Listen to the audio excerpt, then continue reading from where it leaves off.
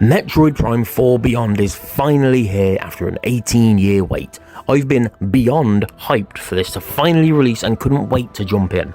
During its best moments, it feels like no time has passed at all, and I was often in awe of the mysterious vibes of this exploration-focused FPS.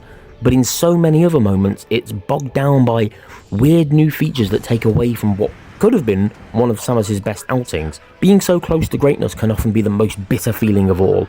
Metroid Prime 4 Beyond is so close to being exactly what fans didn't want from a new Prime game, but while it is definitely inconsistent, the majority of the game is undeniably a good time. Beyond is a meticulously crafted sequel with a fantastic soundtrack, some very good boss fights, and impressive, small, enclosed locations that prove Retro Studios have not lost their touch. However, just as strongly as the game can amaze, it can also disappoint. The open desert sections with the motorcycle manage to stretch but also break down the pacing of the game in a really unpleasant way.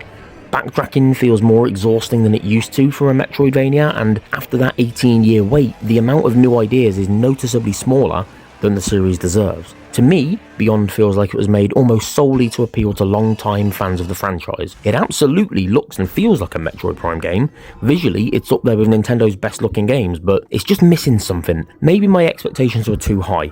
In the 8 years since the game was announced and the 18 years since Metroid Prime 3, a lot of very good FPS games have stepped up to fill the void, and while Metroid Prime 4 is solid, after such a long time you almost need to reinvent the wheel to stay relevant. One of the series' strengths was always in its puzzles, something that this game is severely lacking. The addition of the psychic moves is okay at first, but can be a bit of a faff most of the time. I also found enemy density very hit and miss, with some areas being almost barren and then others overflowing. There's just not really much consistency. Metroid Prime 4 Beyond is undeniably a strong entry in the series. It captures the core elements that made the franchise a classic 18 years ago.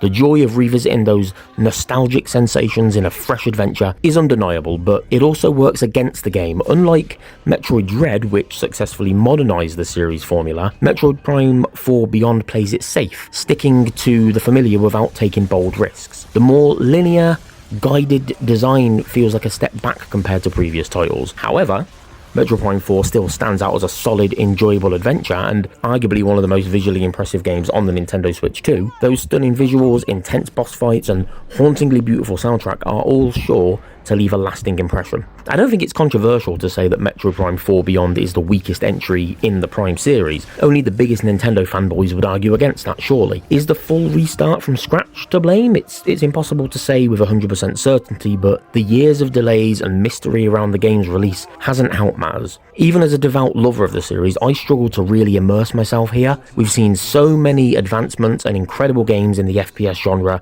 since 2007, or even just first-person games in general, not necessarily shooters, that Prime 4 just feels a bit flat to me. It doesn't help that 100% completion only takes around 15 hours of playtime, which is really quite shameful for a full-price AAA game in 2025, especially when a good chunk of that time is spent driving around the lifeless desert or scanning.